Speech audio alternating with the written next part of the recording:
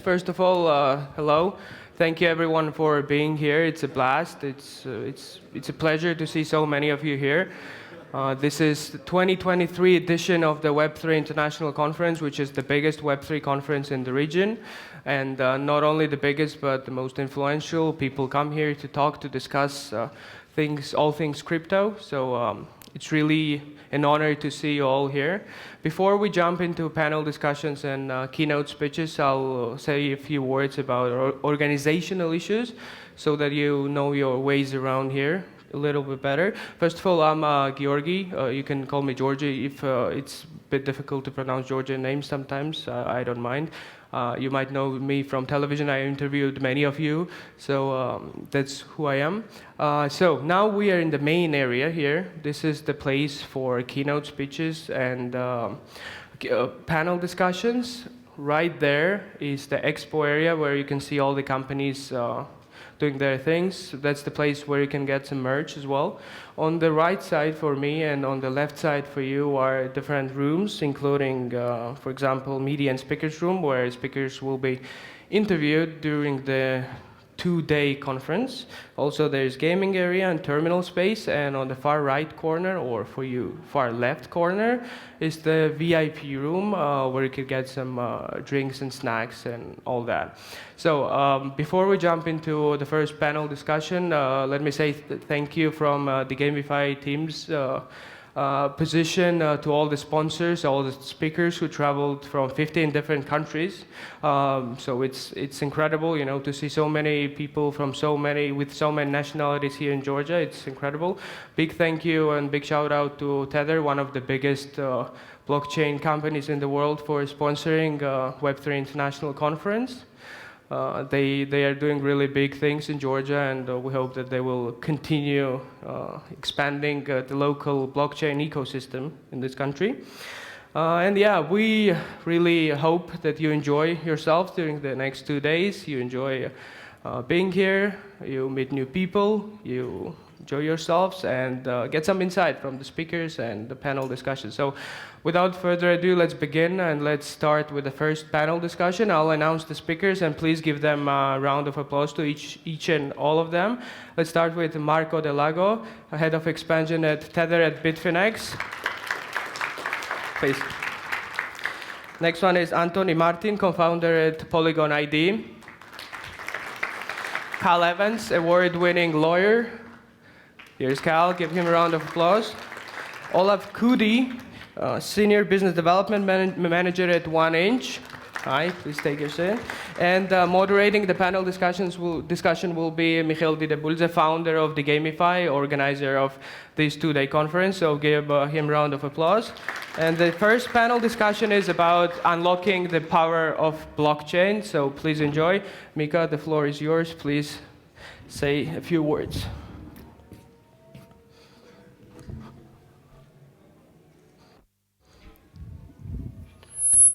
Now should work. Hi guys, hi, pleasure to see you all here, and big thank you to the speakers and to the supporters of this event.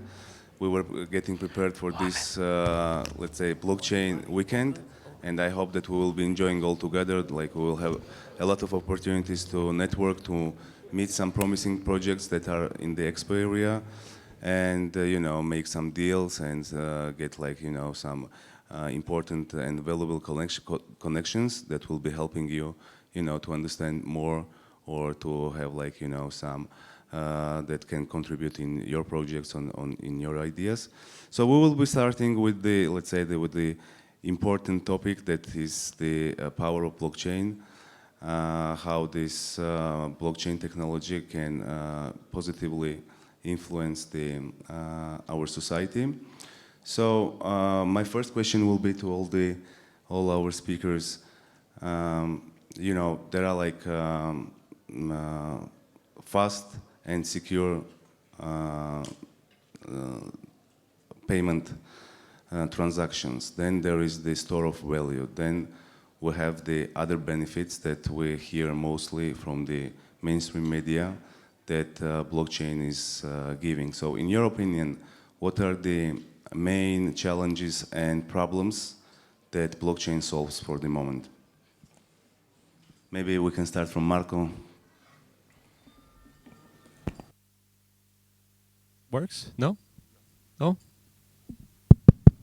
Now should work, yeah? Okay, good, nice.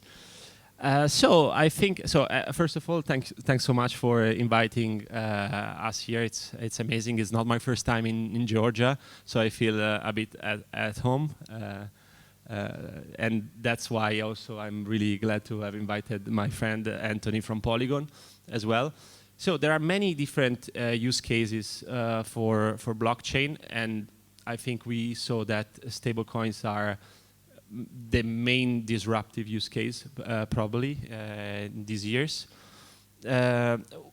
Why? Because, for example, for cheap and efficient transactions and fast transactions, we are seeing, I was talking together with Antoni this morning about like companies in the remittance space, so cross-border transactions. One example that I bring is a company called Afriex that is helping facilitating transactions between US or UK to Africa. And you go on this website, you go on this company, they are not even claiming that they are using USDT and that they are using blockchain. But in the background, the way they settle a transaction in 2 seconds is because they use blockchain and they use USDT. So that's why it's important. In a country like Argentina, people can buy just $200 per month maximum. So of course people are trying to find another way to store value, as Mikheil was saying before.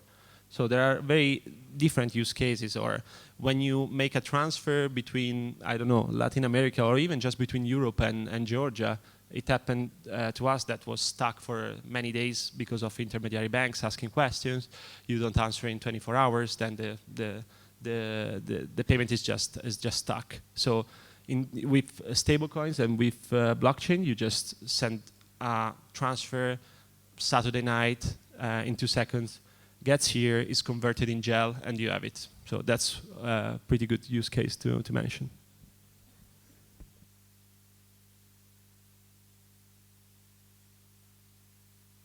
Hi. Well, first, thanks for inviting me. I mean, I really appreciate the opportunity.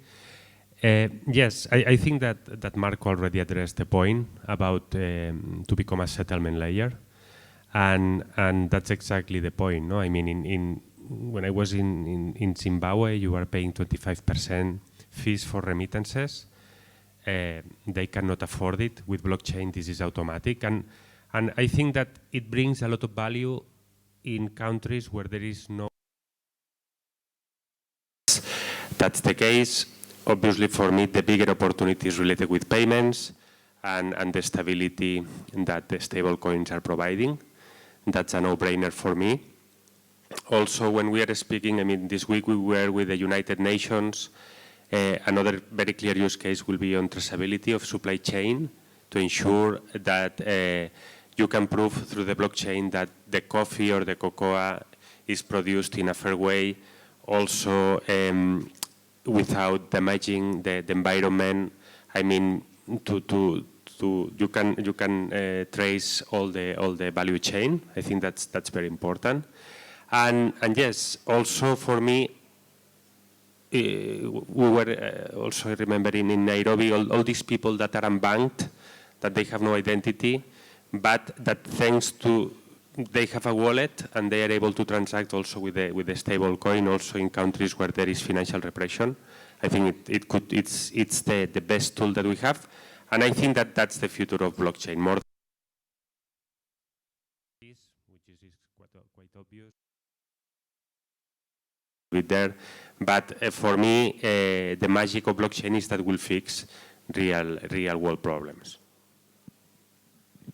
Thank you. Good morning, and thanks again for everybody who organised this event. It is great to be here. I think one of the most important things that I have seen in blockchain, beside payment and the transport and logistics industry, is the medical field. I think we've really seen some amazing advancements using blockchain in medicine, which I don't think a lot of people talk about. And if we think about how medical records are stored, globally there's no uniform methodology for storing medical records, although there is a very general consensus as to how people should be treated. And when you take a lot of medical records and a lot of medical information and you populate that on a blockchain ledger, it gives you some really cool abilities to actually begin to standardize treatment and ensure that one step is completed before the next step is undertaken. And that may not really sound that interesting, but when you think of something as complicated as cancer patients who have to go through a very rigorous treatment protocol, actually enshrining that on a blockchain and ensuring that the steps are met. There was a study undertaken in a journal that I was reading, and I apologize if I forget the name, but it ascertained that actually cancer patients that undertook a treatment that was more regulated had a 67% more survival chance than those that didn't actually follow through on a rigorous treatment plan. And it really gives us the ability to understand kind of on a patient side of things with medical records and standardized treatment protocols, but also in terms of research. When we look at research, that also has to be standardized, it has to be maintained, it has to be controlled.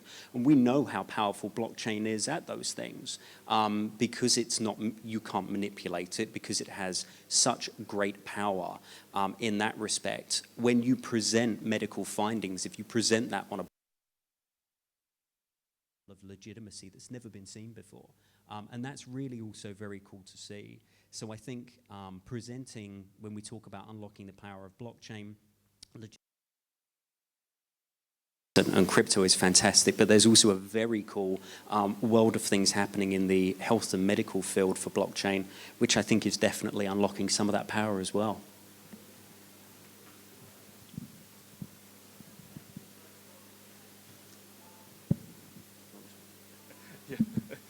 Hello everyone, Didebulidze for the organizers, and I guess me being at 1inch and 1inch being the biggest aggregator of liquidity in DeFi, I will have to put myself into Degen shoes and still address the possibility to make a lot of money.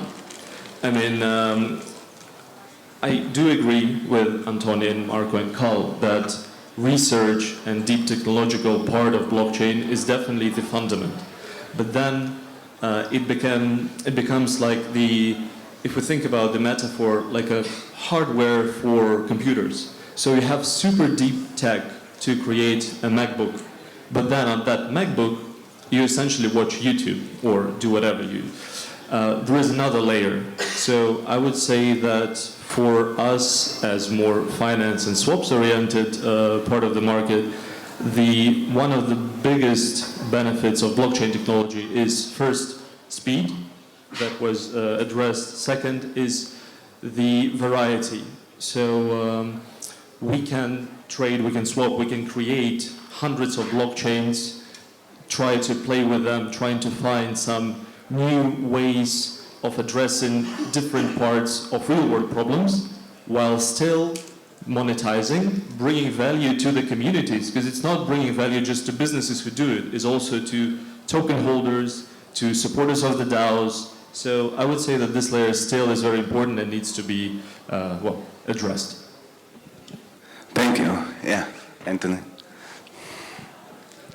Well, I think that this point of the communities is very important, but I wanted also to address your point, Carl, because we have done a POC, and here we have another side of blockchain, that is the privacy that can provide.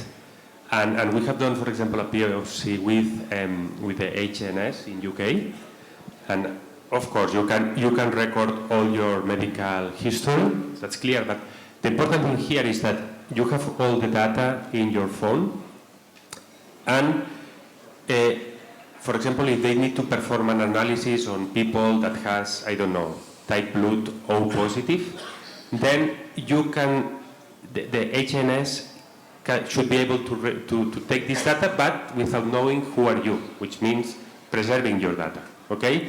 And with this, they can perform different checks and to cross-check with analyze with other data. But I think that the privacy aspect that blockchain is providing and that you were addressing, and medical records, it's true, it's a perfect use case, is something also that will be very useful in the future. And I'm assuming blockchain isn't being used to control these lights, by the way. Yeah, that's for sure. Thanks for the interesting answers. So the next question is like we have touched some country examples that you gave, but I would like to ask you what is the how the blockchain technology adoption differs regionally, and what are in your opinion, what are the products that are showing the traction and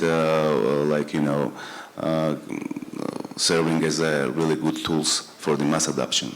So maybe we can start from Olaf or from Carl. I'll jump in here because this for me is a great question.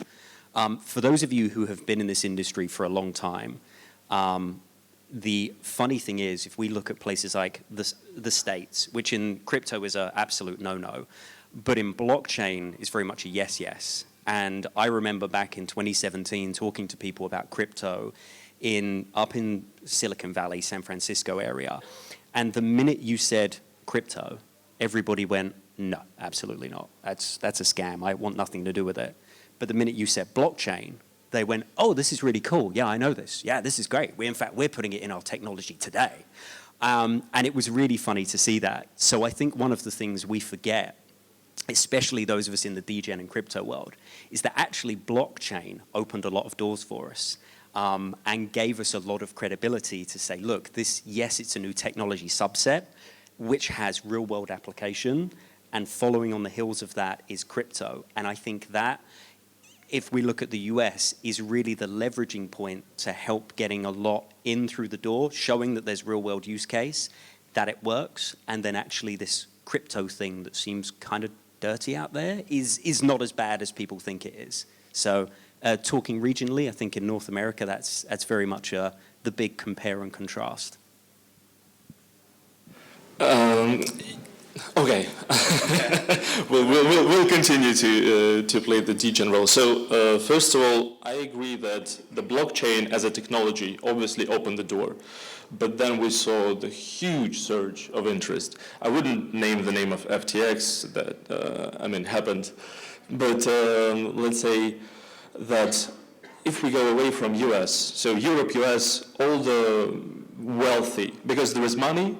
There is what I call disposable income, which is tons of it in just the general public, and they can play with the technology. Because even back at 2017 or 18, just to buy crypto with fiat on-ramp, it would cost you like 10% of commission, painful processes, and you just lose a lot. And your car will be blocked for a week, yeah. Luckily, things are changing now. But then what we started to see is the shift to like the other dimension, like Argentina that was mentioned. So now crypto and like stable coins like Tether are being used in this global south, I would say, countries like Latin America, Southeastern Asia, where people are trying to save what they have from huge inflations in the regions.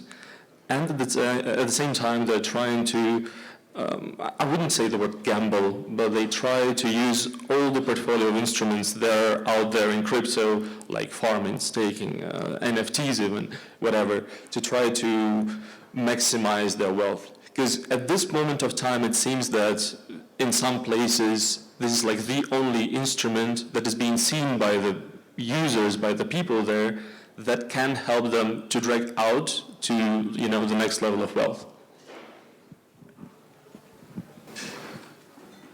Yes, I think that by one side we have places more focused on liquidity and DeFi, which could be US, Europe, Japan, Korea, Singapore, Hong Kong, and NFTs more. I don't know if it's more speculation, but well, it's more. Yes, they are more in the capital markets world, let's say. But on the other side, we see the other part of the world where they have difficulty, where there is financial repression, as Olaf was saying, or where they have the banking system is not mature, and this is Latam, Africa, also maybe the eastern countries of Europe and Southeast Asia, where we see that is very used for micropayments. We see millions of transactions that they need to be very cheap. And that's my point, that we need to focus on the infrastructure level. Then that on top of that, you can create payment systems, you can, dApps can raise, and you create the rails in order that this becomes mainstream. The case today, we are still very niche, but I think we are ready to jump to absorb all these transactions around the world.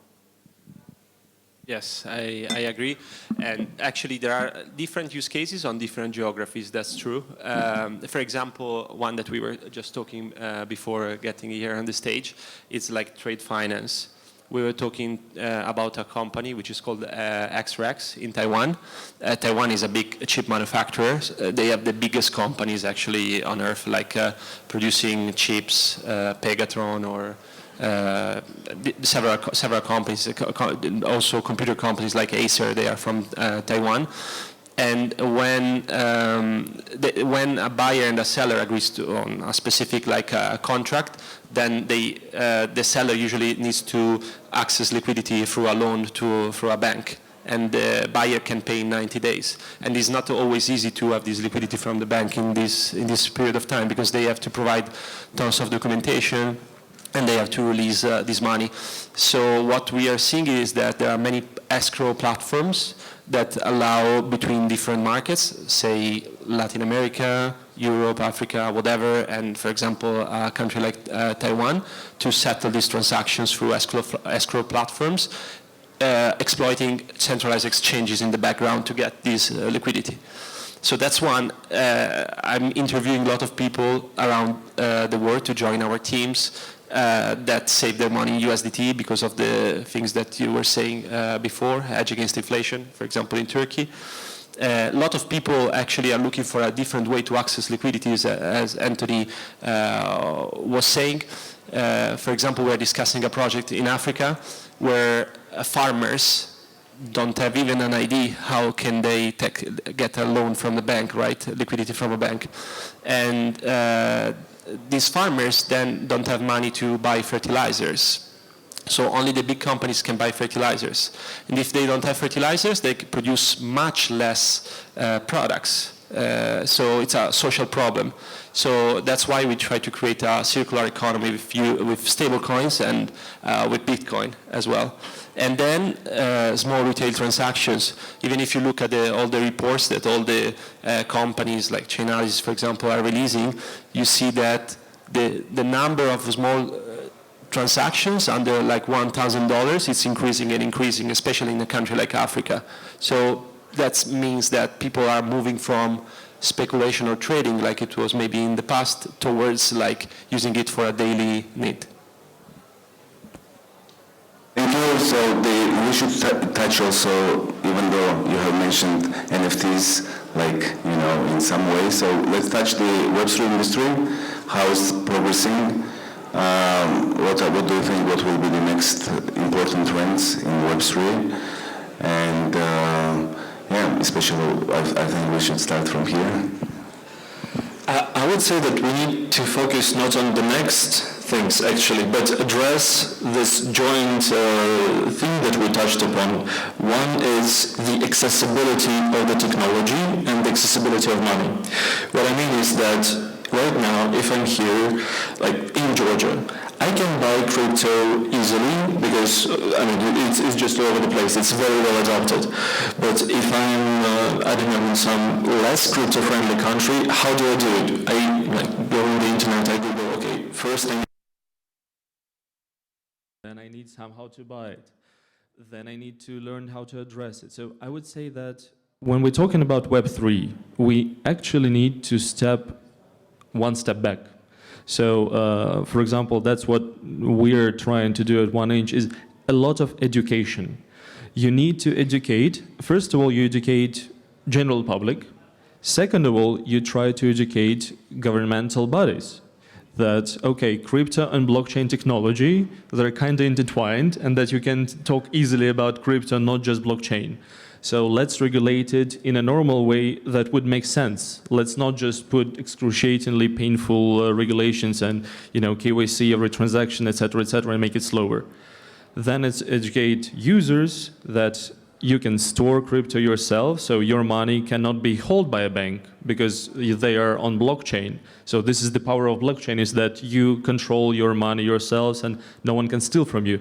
And only after we create the critical mass of just people who understand the value of technology, we create a proper regulations in most of the countries. Then we create the normal infrastructure for everyone easily to buy crypto and store their money without bank holding their card for like a week or so. Only after that we can go deeper into like derivatives trading, I don't know, some extra layer of NFTs, more deep DeFi. But right now I think that we need to actually focus on like real world, and then we'll shoot the rocket of DeFi. So to summarize, you are saying that next let's say 1-2 years, the focus will be to move also some traditional Web2 mindset to bridge and to make it like look like very easy and for the newcomers to the crypto to use the products. Carl? Yeah, Olaf, I think you're absolutely right. I think right now it's about refining what we've created. And I know two of the guys on this stage represent companies that are really working, striving towards doing a lot of that.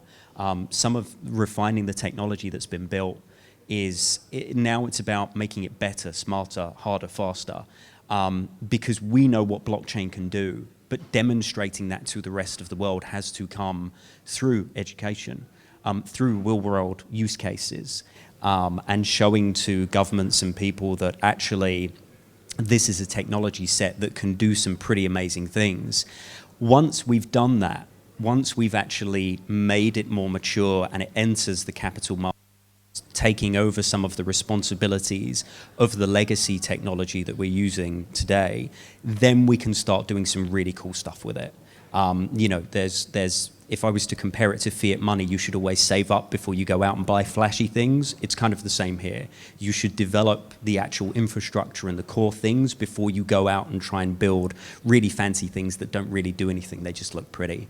I love Web3 gaming. I think it's fantastic, but I think trying to explain that to somebody in the same sentence as what blockchain is really capable of is potentially blurring the issue a little bit.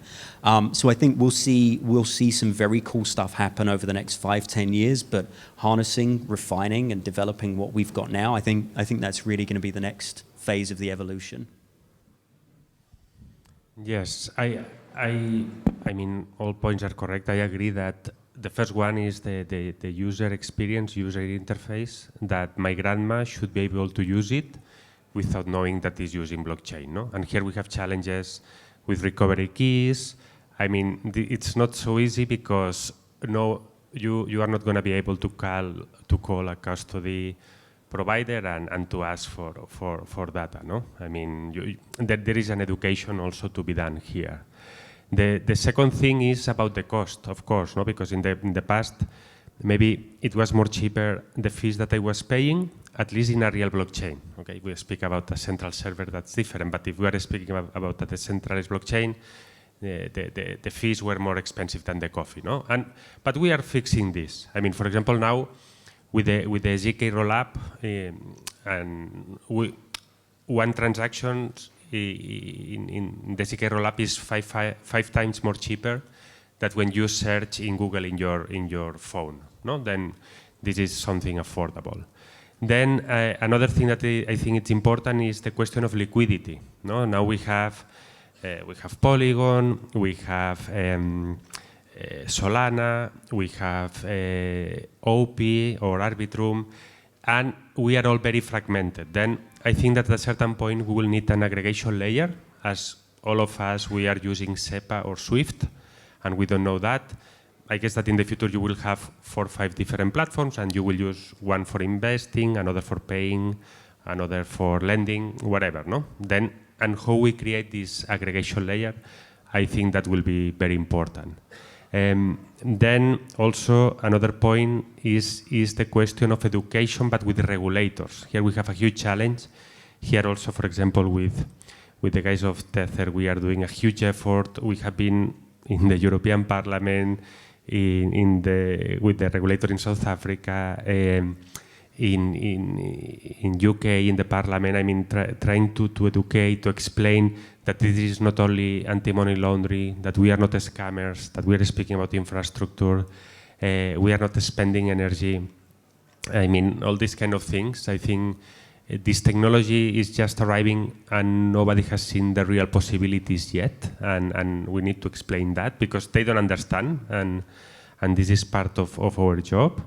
And yes, with this, I think that the last step for me will be what I already said. Now that we fix the scalability, privacy. Privacy will be the next challenge, and blockchain can help a lot there. I think that in the next 2-3 years, we will see a lot of companies that will manage identities, that will provide this service. And this is also something that I think in the next 3-4 years, we will see a lot of companies popping up. Yes, I just can add actually a lot of right things in my opinion have been said. Just maybe I touch with the last point. With all the new regulations coming in, like, MiCA in Europe and so on, the privacy aspect is an important one, and like projects like Polygon ID can really push forward the Web3 space, in my opinion. Centralized exchanges have been kind of forced to do KYC, but the centralized exchanges, you say like, okay, but who am I going to force as a regulator? Eventually, you can always force someone, right? You can always see the founders behind projects until they don't get too much money. No, until they get a lot of money, then the regulators will find them. And the fact is that you may not want to share information, KYC information with everyone. So project like Polygon ID, where basically like green light your KYC. For example, if we speak about decentralized exchanges, now you can use a non-custodial wallet. You connect to a decentralized exchange. No one see anything about who you are. But I feel that regulators are going to come towards these decentralized exchanges, and probably solutions like the one that Polygon ID is developing are the next frontier. Thank you. I got the signal that we have to finish. Thank you for sharing your experience, your thoughts with our audience. I think it was interesting. So yeah, we will continue with the next panel. Thank you very much. Give a round of applause to all the speakers. Carl Evans, Antoni Martin, Marco del Lago, Olaf Kudin, and Mikheil Didebulidze. Thank you very much, gentlemen. Of course.